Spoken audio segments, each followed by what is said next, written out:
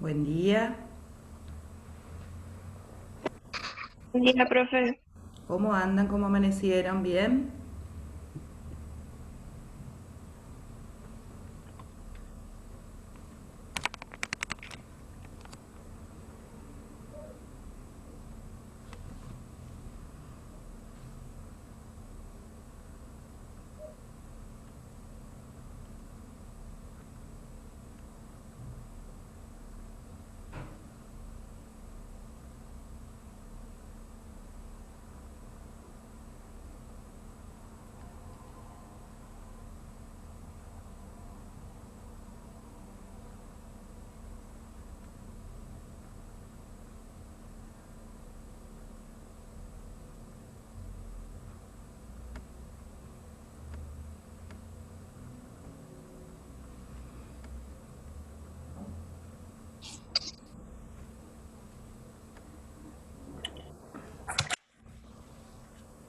¿Se ve la pantalla compartida? Sí, profe. Bueno, hoy lo que vamos a hacer es ver los temas que tuvieron en esta semana.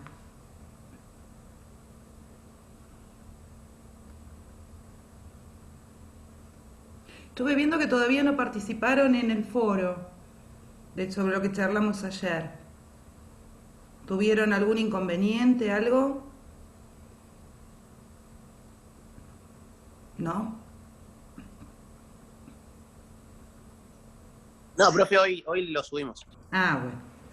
Estamos bien. Igual no tienen un tiempo límite, pero para que después no se les superpongan con la actividad que vamos a empezar la semana que viene. ¿Eh?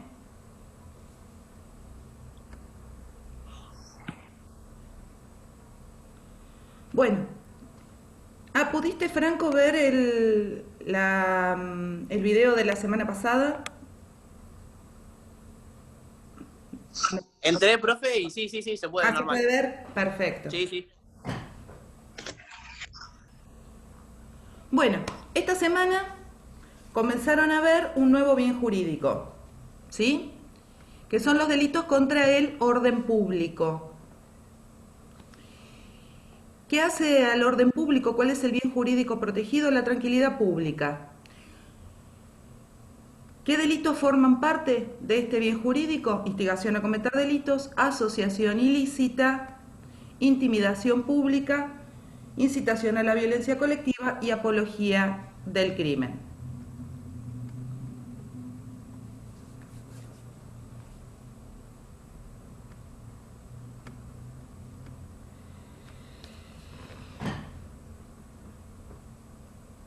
¿Qué es la instigación a cometer delito? Instigar significa determinar a otro, llevar la conducta de otro para que realice algo. En este caso, la instigación, la determinación debe ser realizada en forma pública, es decir, que debe llegar a un número indeterminado de personas. ¿Y a qué se lo va a determinar? ¿Qué es lo que busca el autor que los otros hagan? La comisión de un delito determinado. Entonces, ¿qué características tiene esta figura en particular? Primero es determinar a otro, o sea, llevar a otro a que haga algo. ¿Qué es lo que va a hacer la comisión de un delito determinado? Para que este delito se consuma, porque es un delito de peligro, necesita que al menos una persona haya intentado cometer el delito propuesto por el autor. Basta con que una lo intente para que este delito pueda consumarse. ¿Sí? La peligrosidad del delito, ¿cuál es? Que como se hace a un número indeterminado de personas, cualquiera de ellas se puede ver tentada para poder cometerlo. ¿Queda clara la figura? ¿Sí? Es sencilla. Vamos a asociación ilícita. ¿Qué quiere decir asociarse? Asociarse es agruparse, juntarse. Pero en este caso no se van a agrupar o juntar para hacer un trabajo práctico o para tener una fiesta, sino que se van a juntar para la comisión de uno o más delitos determinados. Para que sea considerado como asociación ilícita es necesario que esta reunión, que esta asociación, esté conformada por al menos 3 personas. O sea que tiene un mínimo. Si son 2, no hablamos de asociación ilícita. Y estas 3 o más personas que se van a juntar tienen que tener como finalidad cierta la comisión de un o más delitos determinados. O sea, no es que solamente se juntan para planificar idílicamente la comisión de algo. No, tiene que ser algo determinado. O sea, el delito a cometer tiene que ser claro. La otra característica que tiene la asociación ilícita, y por eso es un delito que a veces es difícil para poder probarlo, es que esta asociación debe permanecer en el tiempo. Es decir, que no es que nos juntamos un par de días, cometemos el delito y nos disolvemos como banda. Tenemos que sostenernos en el tiempo. Si únicamente nos reuniéramos para cometer un delito en particular y esta reunión acaba con ese delito, no va a haber asociación ilícita, sino que simplemente se van a aplicar las reglas de la participación en el delito consumado. ¿Queda claro hasta acá? Es importante que se sostenga en el tiempo. ¿Cuánto tiempo? Y un tiempo lógico y determinado, ¿sí? O sea, van a estar más de un año juntos, y durante ese año no solo van a planificar el delito, sino que van a planificar otros delitos. ¿En qué figuras podemos verlas? En los piratas del asfalto. Son grupos de personas que a lo largo del tiempo cometen varios hechos delictuales. En este caso podría ser robo a camiones, supongamos. ¿Sí? Esta figura reprime a todos los que formen parte de la asociación o banda. Obviamente que da más pena al jefe o al organizador, pero todos los que participan tienen pena. Es decir, desde aquel que efectivamente después va a realizar el delito como autor, hasta aquel que está en la asociación o banda sirviendo el café o trayendo algún dato. Lo que importa es que esa pertenencia sea conocida, o sea, sabe lo que está haciendo, ¿sí? Y le interesa formar parte de ese grupo. ¿Queda claro hasta acá? Esa es la asociación ilícita básica o madre que está en el artículo 210 del Código Penal. El artículo 210 bis nos da la asociación ilícita agravada. Esta asociación ilícita agravada tiene una característica en particular, que es que no solamente se van a reunir más de 3 personas, sino que el objetivo que ellos van a tener es el poner en peligro la vigencia de la Constitución. O sea que ya acá no estamos hablando que se reúnen para cometer robos o que se reúnen para cometer secuestros, sino que se van a juntar, se van a agrupar, se van a mantener en el tiempo para poner en peligro la Constitución. Es decir, que poner en peligro la Constitución quiere decir desestabilizar los poderes del Estado. ¿Sí? Ahora bien, no solo basta con poner en peligro la Constitución, sino que además el Código Penal nos pide que aparte de ese objetivo en particular, cumpla con por lo menos 2 de los requisitos que vamos a ver ahora. Para sintetizarlo, se reúnen 3 o más personas para desestabilizar la Constitución, ¿sí? Esta reunión tiene que ser sostenida en el tiempo y a su vez reunir por lo menos 2 de estas características. ¿Vamos bien hasta acá o estoy hablando muy rápido?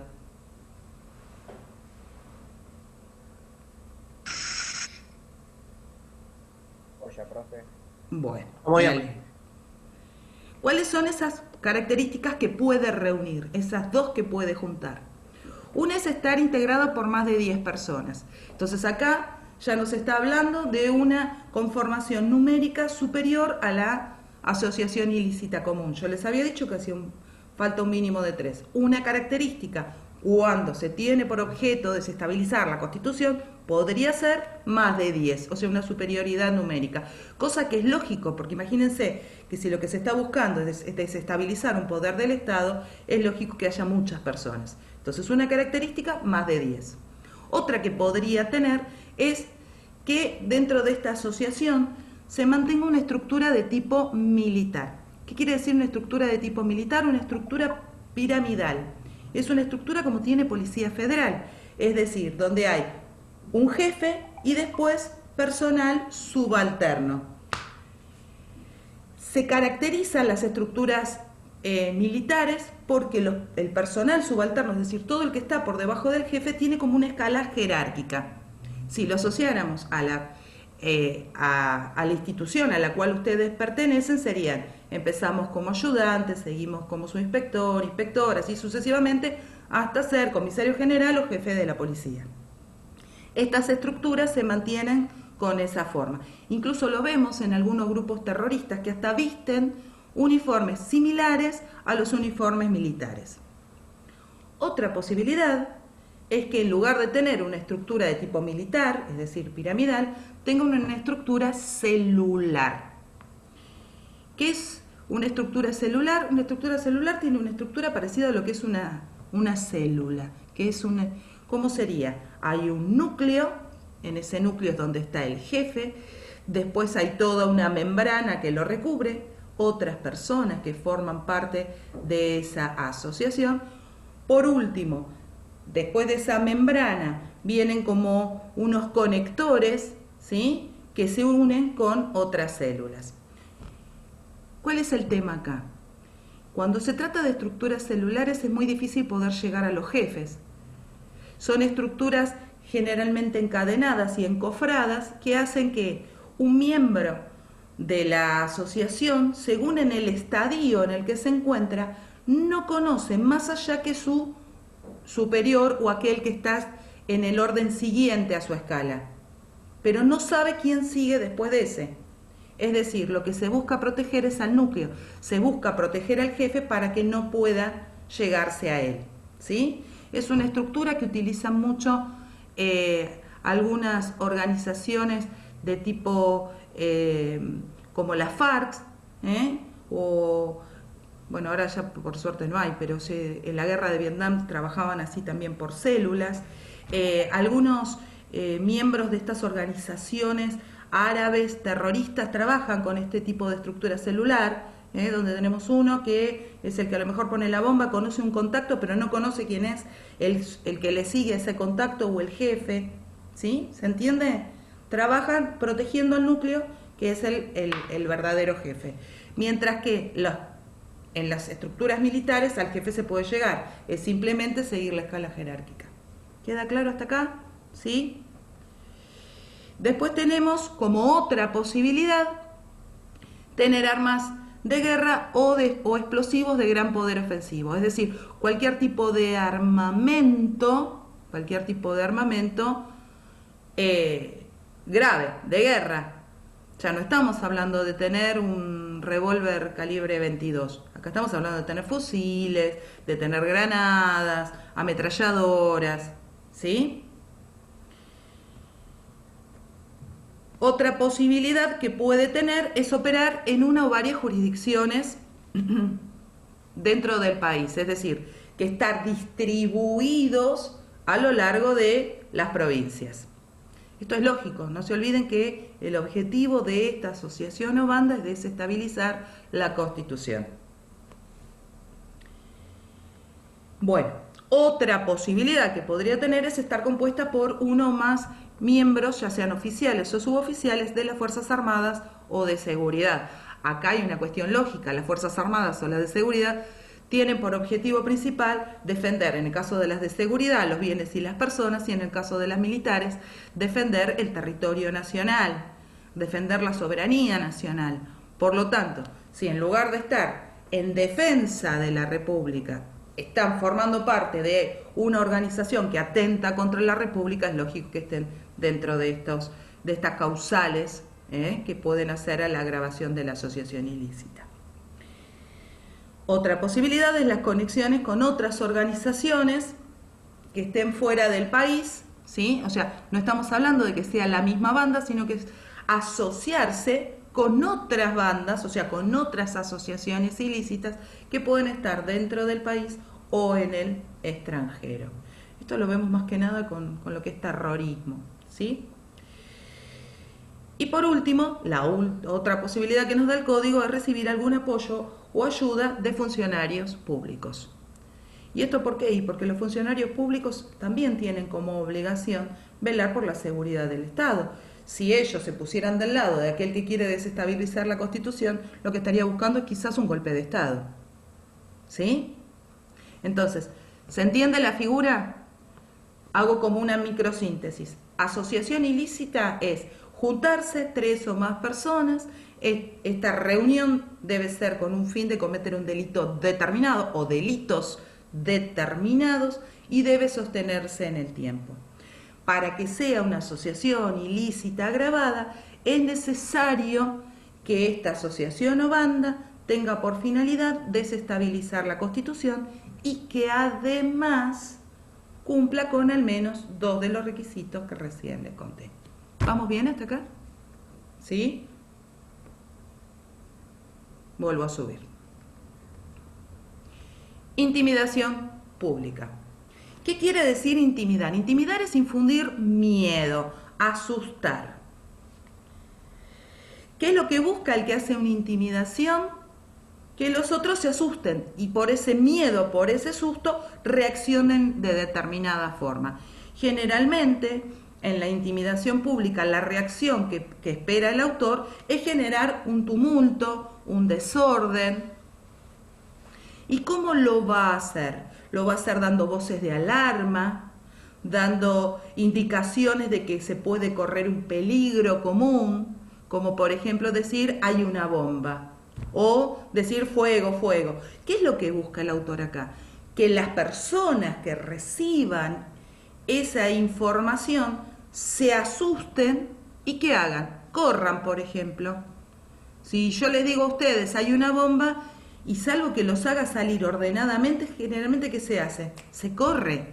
En esa corrida, ¿qué puede pasar? Puedo romper cosas, puedo lastimar personas, hasta podría matarla. ¿Por qué? Porque ese miedo me hace a mí que yo ni siquiera estoy pensando, salgo corriendo y arrebatada genero un caos. Entonces, ¿cuál es la característica de esta figura? Infundir un miedo, causar un tumulto. ¿Por qué lo hace el autor? Justamente para eso, para causar un desorden. ¿Hacia quién dirige su voz? Se la va a dirigir hacia un grupo indeterminado de personas. El llamar a una escuela y decir que hay una bomba hace a la intimidación pública. Esta figura se ve agravada si el autor utiliza, ya sea en forma real o en forma hipotética, o sea, ficticia, algún elemento que dé mayor verosidad a lo que está diciendo. Si yo agarro una caja, me paro enfrente del aula y les digo, acá tengo una bomba, en ustedes psicológicamente mi acción, lo que yo estoy diciendo, les va a dar más miedo que si yo solamente digo hay una bomba, sin tener nada. Por eso es una causal de agravación. Obviamente que si efectivamente tuviera un explosivo, la conducta va a entrar en concurso con lo que vimos en el 189 bis. ¿Sí? ¿Queda claro hasta acá? Bien. Flor me dice que sí, así que bueno. Que es la que más puedo ver. A Flor y a Franco, a los demás no llego a verlos en la pantalla. Sí. No entendí lo del concurso con el 189 bis. Claro. Una cosa es que yo tenga una caja vacía y diga que hay una bomba. Y otra es que efectivamente tenga una bomba. Nosotros vimos la semana pasada que es un delito la tenencia de armas y explosivos, y sobre todo sin estar autorizado. ¿Sí? Entonces, estaríamos cometiendo 2 delitos. Por un lado, lo que es la intimidación, infundir un miedo. Y por otro lado, ¿cuál es la otra conducta típica que estoy realizando? La tenencia de un explosivo. ¿Sí? Perfecto, profe. Ahí tenemos un perfecto delito complejo. En una conducta estoy realizando 2 violaciones a dos bienes jurídicos. Bueno, incitación a la violencia colectiva. ¿Qué es lo que busca acá el autor? Incitar es promover, es generar conductas en otro. ¿Y qué es lo que voy a estar promoviendo acá? La violencia. O sea, a ver, para dárselos en un ejemplo, que en hay un partido de fútbol entre dos equipos que son muy rivales y que alguien de los hinchas de uno de los equipos empieza a decir, bueno, si perdemos, agarramos a todos los del otro equipo en la calle, vamos a pegarle, que no puedan descansar, los vamos a lastimar. Eso es incitar a la violencia colectiva. Incito a los demás a realizar actos tales como lesiones, homicidios, daños. Es incitar a la violencia colectiva, por ejemplo, decir vamos todos a tomar todos los Carrefour que hay en el país, vamos a romper todo, lo vamos a saquear. Los estoy poniendo violentos, los estoy poniendo agresivos.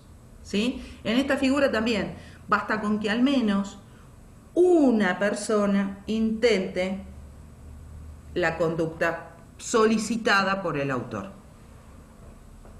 ¿Sí? A todos los que veamos de uniforme les vamos a pegar. Vamos a tomar una comisaría. ¿Sí? ¿Queda claro?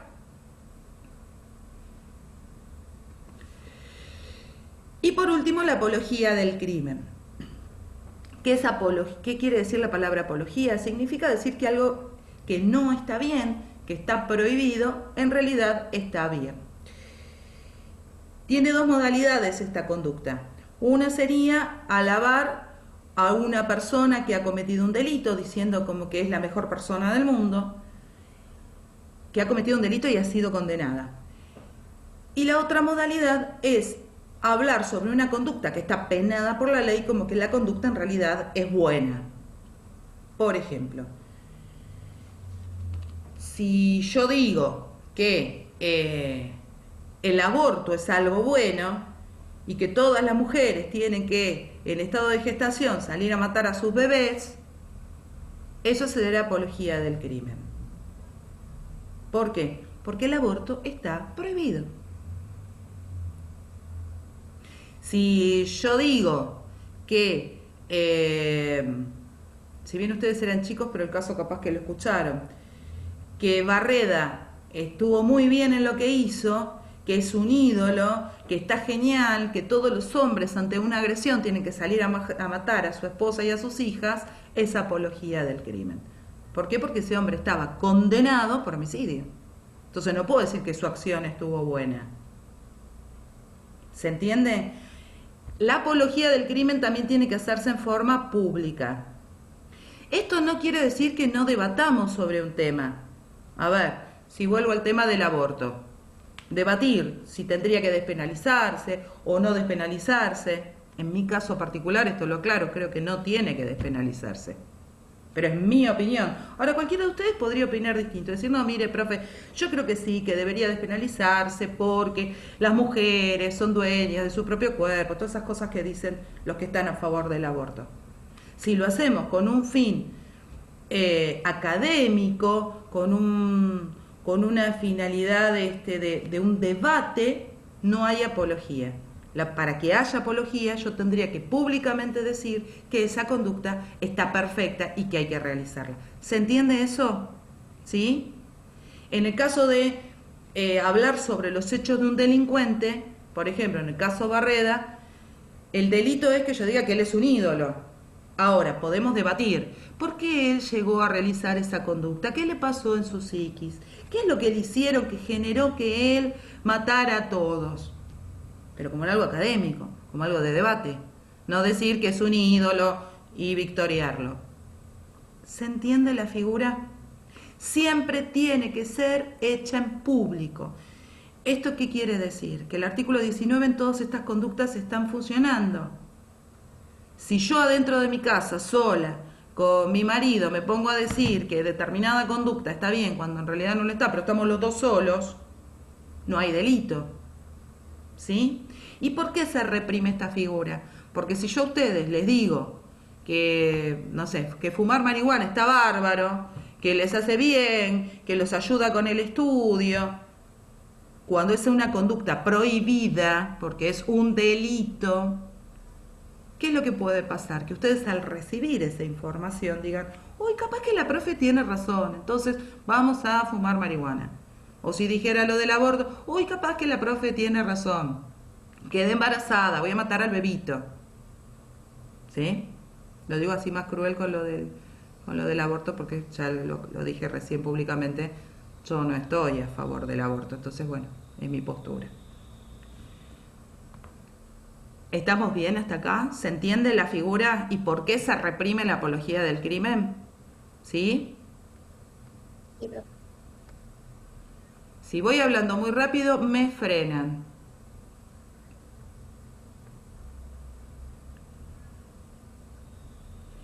Y el otro grupo de delitos que vieron ustedes esta semana son los delitos contra la seguridad de la nación. A ver.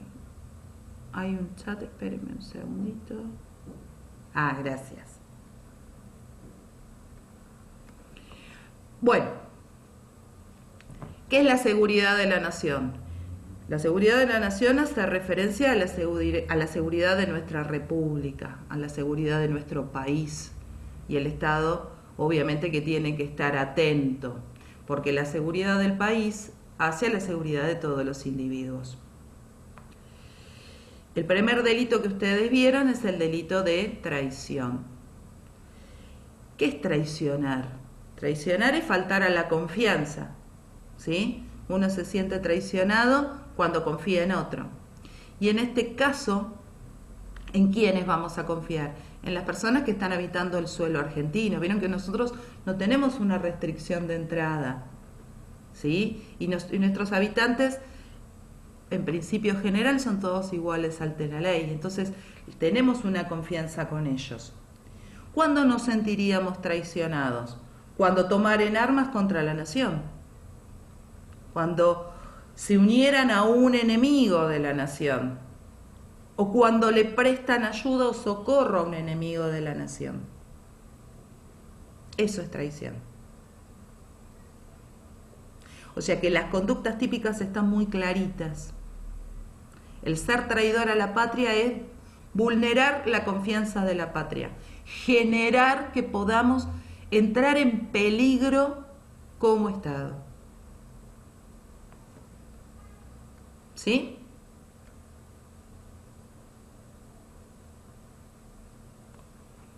Después vieron los delitos que comprometen la paz y dignidad de la nación. Después, si quieren, este super resumen se lo subo, que es el super resumen de la clase que ustedes tuvieron y del cuadernillo. ¿Cuáles son las conductas típicas de estos delitos? Y está asociado un poquito a lo que veníamos hablando, por eso están agrupados dentro del Código Penal. Y una de las conductas típicas es provocar hostilidades. Hostilidades o enemistad internacional, es decir, ponernos en posibilidad o en pie de guerra. Eso es una posibilidad de comprometer la paz y dignidad de la nación. Otra figura es el menosprecio a los símbolos nacionales o provinciales. Alterarle los colores a la bandera, pintar el solcito con una sonrisa tipo payaso, prenderle fuego a la bandera. Cuando se canta el himno, silbarlo. Aclaro acá, no es lo mismo que lo que pasa en los partidos de fútbol o los de rugby, esto de lo que se canta. A ver, eso no lo podemos tomar como un menosprecio al símbolo patrio, porque en esos partidos, ¿qué es lo que nos ponen? Siempre nos ponen la parte que no tiene letra de nuestro himno. Entonces, bueno, es una forma como de tararear, corear, sin alterar el contenido del himno, sin alterar la letra del himno, ¿sí? Distinto es que yo altere toda la letra y con la música del himno nacional genere una canción de protesta. Entonces, en vez de decir oíd mortales, digo oíd chiquis, qué sé yo, ¿qué les parece? Sí, y empiezo a entonar con el himno. Bueno, Eso es un menosprecio a nuestros símbolos patrios. O pintar el gorro frigio del escudo nacional de colores que no son los que corresponden. El gorro es rojo, pintarlo de verde con rayitas azules, qué sé yo. O sea, estoy haciendo una alteración, estoy como ofendiendo aquello que simboliza a nuestro país. Solo habla de los símbolos patrios nacionales, no hablamos de los extranjeros. De los extranjeros se encargará cada una de las legislaciones. Nosotros estamos protegiendo a los nuestros, ya sea que este símbolo sea nacional o provincial. Y finalmente tenemos el espionaje por intrusión. A ver, el espionaje existe, nosotros tenemos espías. Ahora, ¿cuál es el fin del espía? El fin del espía es cuidar la seguridad de la nación, cuidar la paz de la nación, ¿sí? O sea, tiene que espiar a gente de afuera que nos pueda poner en peligro. Acá lo que estamos hablando es que ese espionaje tenga por finalidad desestabilizar nuestra seguridad. Por ejemplo, que se metieran para ver dónde están nuestros satélites o dónde hay determinados puestos estratégicos. Entonces, lo que vamos a proteger es la seguridad de la nación. Eso es lo que quiero que les quede más en claro. ¿Sí? Bueno, y finalmente, como ya nos quedan 7 minutitos, los atentados contra el orden constitucional y la vida democrática. Acá lo que se busca es desestabilizar también a los poderes del Estado, es que no podamos tener una democracia. Estos delitos lo que buscan es reprimir para que no vuelva a pasar de tener un golpe de Estado, o sea, que no seamos sometidos y que se puedan mantener los 3 poderes vigentes de la República. Y termina con la rebelión y la sedición. A ver, atenta contra nuestra vida democrática, que una provincia quisiera alzarse en armas contra otra, o que quisiera alterar los límites de otra, o que se quisiera usurpar un poder, que yo agarrara y dijera, bueno, si yo me llamo Fernández, voy y me siento en la silla presidencial. Total, Alberto Fernández, Patricia Fernández, somos todos Fernández. No se puede. A ver, para acceder a un poder es necesario, salvo para el Poder Judicial, pasar por las urnas, o sea, que la elección popular sea el que nos ponga en ese lugar, que el pueblo como soberano nos elija para gobernar, ¿sí? Bueno, y con esto más o menos creo que no me olvido de nada. Los escucho a ustedes ahora, en estos minutitos que nos quedan. Quizás hablé medio rápido, pero bueno, no tenemos mucho tiempo con el Zoom. ¿Alguna duda, alguna consulta, algo que quieran preguntar?